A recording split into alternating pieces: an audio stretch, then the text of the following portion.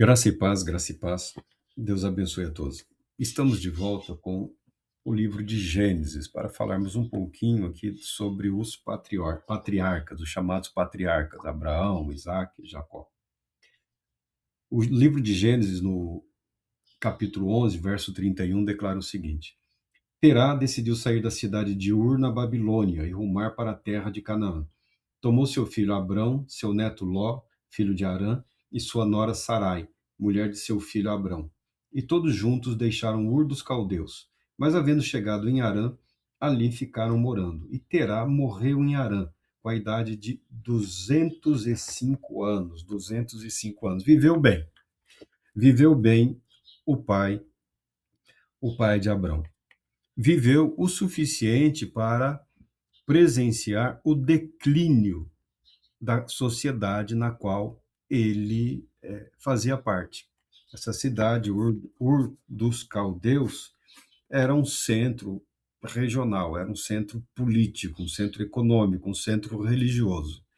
Cidades principais governavam sobre outras cidades ao seu redor. E durante um período, a cidade de Ur dos Caldeus foi uma referência naquela região. Provavelmente por conta da invasão de povos de outras regiões, trazendo com eles novos pensamentos, uma nova cultura e novos deuses. Muito provavelmente os negócios da família de Terá sofreram também um declínio juntamente com aquela região, e ele decidiu que Canaã seria o melhor lugar para eles seguirem com as suas vidas. Reunida a família, ele chegou até Harã, metade do caminho aproximadamente, e ali se estabeleceu. Talvez esperando uma época propícia, quando terminasse o inverno, depois quando terminasse o período das chuvas, ou quando passasse o período da seca, ou depois que os animais dessem cria, acontece que ele acabou ficando. E ali ele morreu. A Bíblia fala, o próprio Josué fala que Terá e os patriarcas, o pai de Abraão, eram eram politeístas, adoradores de ídolos. Mas o fato de serem idólatras não significa que a consciência ou o conhecimento do Deus Altíssimo houvesse desaparecido completamente. Vendo a história de Abraão, vendo a história de Abraão, nós sabemos que o Deus Altíssimo nunca foi completamente esquecido ou abandonado totalmente. Tanto que Abraão, após uma vitória numa batalha na qual ele se envolveu contra a sua própria vontade, porque ele acabou intervindo para resgatar o sobrinho Ló, que havia sido sequestrado, junto com os moradores da cidade, cidades vizinhas, onde, onde, onde o Ló vivia.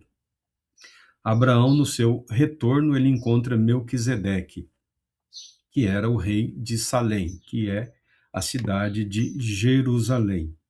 E a Bíblia declara que Melquisedeque era sacerdote do Deus Altíssimo. Tanto que Melquisedeque é reconhecido como sacerdote do Deus Altíssimo, que o próprio Abraão concedeu a ele o dízimo do espólio da batalha, da conquista lá, que ele travou para libertar o seu sobrinho Ló. Pesquisas através de povos antigos em todo o mundo, os antropólogos, os sociólogos, mostram que há o conhecimento de um único Deus, criador de todas as coisas, criador do universo. Esse conhecimento nunca se perdeu totalmente. Entretanto, o culto a esse Deus, via de regra, ele foi entrando em declínio, as pessoas passaram a se moverem através de representações de divindades ou representações das manifestações do poder das divindades, das bênçãos de Deus, a chuva, a agricultura, a própria natalidade, né? as divindades acabaram tomando essas áreas aí. As pessoas recorriam aos dons de Deus, personificando esses dons, personificando essas manifestações, e com o tempo essas personificações se transformaram em divindades autônomas. Não satisfeitos com isso, foram criando famílias de divindades e, em alguns momentos, se estabeleceram até quase que pequenas sociedades de divindades, tal o número de divindades que inúmeras culturas acabaram desenvolvendo. Você vê isso aí nos gregos, que ficou muito famoso, entre os egípcios também, e você vê nas culturas africanas e também nas culturas da Ásia e da Índia, e por que não dizer das Américas aqui como um todo. O homem morreu. O homem morreu. E com ele a sua jornada, ou pelo menos a sua intenção de sua jornada. Aí vem o fato que é interessante na Bíblia.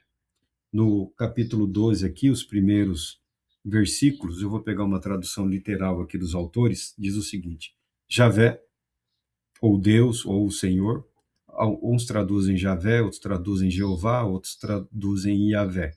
Javé disse a Abrão: Sai da tua terra natal e da casa de teu pai, para uma terra que te mostrarei. Farei de ti uma grande nação. Abençoar-te-ei e engrandecerei o teu nome. Sê, portanto, uma bênção. Abençoarei os que te abençoarem e amaldiçoarei aquele que te amaldiçoar. E por teu intermédio, todas as comunidades da terra. Graças a Deus pela sua palavra. Esse texto da Bíblia é chamado aqui o chamado e missão de Abraão. O autor coloca aqui eleição e promessas divinas. Eleição de Abraão e promessas divinas. Deus se revela a Abraão. Alguns pensariam que Abraão é o pai do monoteísmo. Foi Abraão quem inseriu o conceito de culto a um único Deus. Não, não. Abraão reapresenta esse Deus verdadeiro, embora presente na consciência, ausente das práticas cultuais da humanidade, ou de boa parte da humanidade naquele período. Abraão é feito por Deus, constituído por Deus, profeta aos povos e nações da terra, terra a qual Deus o abençoaria e garantiria que a descendência de Abraão se tornasse herdeira daquela terra, herdeira daquele povo. Nisso se estabelece um contraste incrível entre o que Abraão vivia e o que Deus prometeu. O nome dele já indicava essa ideia, esse conceito de pai exaltado, ou pai de multidão. Abraão, as pessoas ficam preocupadas aí com as trocas de nome, mas o significado ele é ampliado, ele é fortalecido, ou seja, você terá uma descendência. Abraão viveu, reconheceu o Deus que se revela a Abraão, é reconhecido por Abraão, é reconhecido por Abraão. E a jornada de Abraão diz respeito a aprender a viver pela fé diante desse único e verdadeiro Deus, o que envolve o abandono da idolatria. Prática essa que não foi totalmente abandonada, manteve-se presente na vida de alguns dos descendentes de Abraão. Você vai lembrar de Jacó, quando ele foge do irmão Esaú, vai procurar uma esposa entre os parentes que viviam nessa região, e lá, uma das esposas, quando decidem voltar para a terra de Jacó, ela furta, ela sequestra os ídolos do lar, os ídolos domésticos, ou os ídolos familiares, algumas estatuetas, pequenas estatuetas, via de regra uma família de divindades que seriam uma espécie de garantidores da proteção, da paz e da prosperidade daquele lar e daquele ambiente.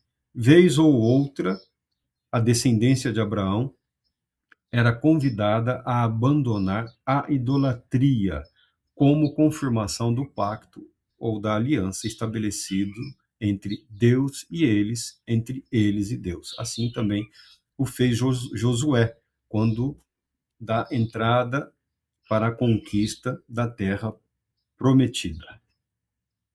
Abraão segue sua jornada vivendo debaixo de promessas grandiosas, mas ele, na verdade, a única terra que ele teve foi um sepulcro, foi uma gruta, uma caverna, numa região e um campo ao redor, que ele comprou para sepultar a sua esposa. E ali também ele foi sepultado, e os patriarcas também ali foram sepultados. A promessa de, de que os seus herdeiros ficariam com a terra, e ele, a única terra que teve foi aquela. Herdeiros ele não tinha. A princípio, ele estabeleceu um dos seus escravos, que se tornou o seu mordomo, ele colocou como seu herdeiro, seu sucessor. Abraão mostra também uma coisa muito importante para nós hoje e também durante toda a história. Abraão era incrivelmente monogâmico. Muito embora a esposa fosse estéril, e segundo os costumes da época, ele poderia contrair um novo casamento, ter uma nova esposa, ele não o fez. Abraão nada fez para reparar essa dificuldade no relacionamento. Todas as dificuldades que o casal teve foi quando Sara, tentou ajudar a Deus e fez algumas propostas, dando à escrava, uma das suas servas, para ser concubina de Abraão, e os filhos seriam recepcionados como filhos de Abraão e de Sara. Não deu muito certo. A verdade é que Abraão aprendeu a viver pela fé até os limites da capacidade humana. Quando se esgotaram, os recursos físicos, por assim dizer, Deus realizou um milagre e Sara, aos 90 anos, engravidou de Abraão aos 100 anos, e eles tiveram o filho da promessa de Deus, através do qual viria a descendência. Tá? E esse filho também só teve 2 filhos, Esaú e Jacó também. A multidão levou um bom tempo para se formar. Mesmo assim, Abraão é apresentado para todos como o pai da fé, o homem que viveu pela fé. Quando Deus chama Abraão e faz promessas, depois de algum tempo, Deus convoca Abraão para fazer um pacto para selar aquela aliança. E Deus se coloca debaixo de maldição, caso não cumprisse o que havia sido prometido. O pacto celebrado entre Deus e Abraão, a única coisa exigida de Abraão foi a circuncisão. Todas as responsabilidades do pacto e da aliança estavam voltados para Deus, que garantia o seu cumprimento. E Abraão perseverou. Abraão continuou. Abraão permaneceu debaixo dessa confiança, dessa convicção. O teste da fé de Abraão foi quando Deus o convocou e ordenou que ele sacrificasse o seu filho, Isaque. E Abraão, mais uma vez, obedeceu. Deus se apresenta como Deus provedor, como Deus fiel, quando o anjo impede que Abraão sacrifique o seu próprio filho e, ao mesmo tempo, mostra um animal que deveria ser abatido no lugar do filho como sacrifício, como oferta a Deus. O Deus que provê, o Deus que é fiel de forma absoluta nos exatos termos daquilo que foi tratado, daquilo que foi combinado, daquilo que foi estabelecido. Um autor que eu tenho, que é uma medida que foi uma medida de saúde mental, quando eu estava estudando muito esses textos de teologia, lendo os vários e vários livros, ele apresenta aquela de Deus é espírito pessoal perfeitamente bom, que em santo amor cria, sustenta e governa todas as coisas. Em Abraão, em Abraão, nós temos Deus se revelando como Deus pessoal. Deus que convida o ser humano para não como um rebanho, um grande rebanhão, respeitando a individualidade de cada ser, tratando cada pessoa, cada indivíduo, de acordo com as condições nas quais ele se encontra, garantindo que aquela vida será conduzida exatamente para o caminho e através do caminho estabelecido e proposto por Deus. Deus, o nosso Deus, Deus a quem Jesus nos ensinou a chamarmos de Pai, uma revelação magnífica, uma revelação acima de tudo proposto e vivido pelo indivíduo, quer dentro da aliança ou fora da aliança, naquele período, é Deus no seu relacionamento pessoal, conforme proposto em Abraão, mas em Cristo Jesus revelado como o Pai, o doador da vida e o garantidor, o provedor dos meios necessários para que aquela vida ganhe significado e cumpra o seu propósito diante de Deus, o Pai. Abraão, em Abraão, lendo esse texto, nós não vemos limitações no plano e no propósito de Deus no que diz respeito à humanidade, no que diz respeito à totalidade das pessoas no mundo e, ao mesmo tempo, cada pessoa individualmente. Abraão teve a sua vida, teve a sua fé estabelecida e provada. A fé, ela invariavelmente, em algum momento da vida, ela precisa ser provada. Não é uma fé que é algo assim, algo subjetivo. A fé, via de regra, é objetiva. Permitiu que Abraão vivesse em peregrinação numa terra que seria, segundo Deus, dos seus descendentes, mas ele mesmo nunca chegou lá dizendo, ó, estou aqui porque tudo isso aqui será dos meus. Estou aqui porque Deus para cá me enviou. Estou aqui fazendo a vontade de Deus. Que Deus a Abraão, o Criador dos céus e da terra. Assim, Abraão, através da sua vida, Deus deu testemunho, foi profeta de Deus para as nações, para os povos da região para a qual ele foi enviado. Essa região que naquele período era chamada de Canaã. Nas histórias de Abraão, a promessa de incontestáveis descendentes afunila-se no problema angustiante de um filho, um filho, um filho.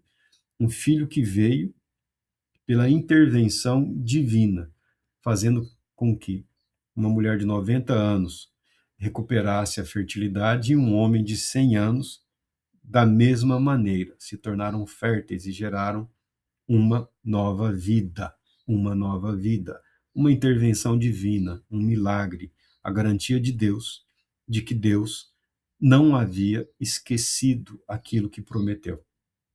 As surpresas magistrais de Deus fazem parte de seu padrão de cumprimento de suas promessas.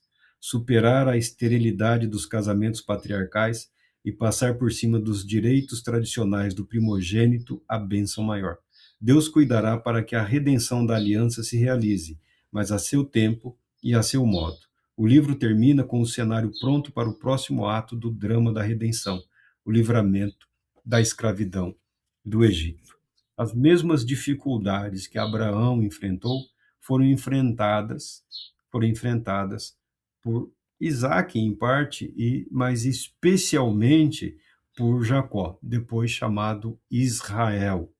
As mesmas dificuldades, o ter que se afastar da terra, a luta para conquistar o que era seu por direito, o retorno para casa, o enfrentamento de desafios, de forças, de poderes acima das suas próprias e a dependência de Deus, depender de Deus, depender confiando na soberania do Deus que se revela para todos.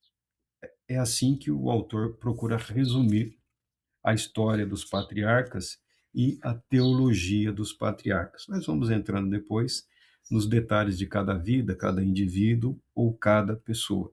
O importante para as nossas vidas hoje é sabermos que Deus é fiel e tudo aquilo que Deus prometeu, Deus cumprirá a seu tempo e a seu modo. Não somos nós quem determinamos como Deus vai fazer o que se comprometeu a fazer. A nossa responsabilidade é vivermos em obediência a Ele. E olha que Deus não exige muito, tá? Deus não exige muito. Deus exige fidelidade. Fidelidade. Deus Todo-Poderoso te abençoe, te proteja e te conceda a paz, muita paz.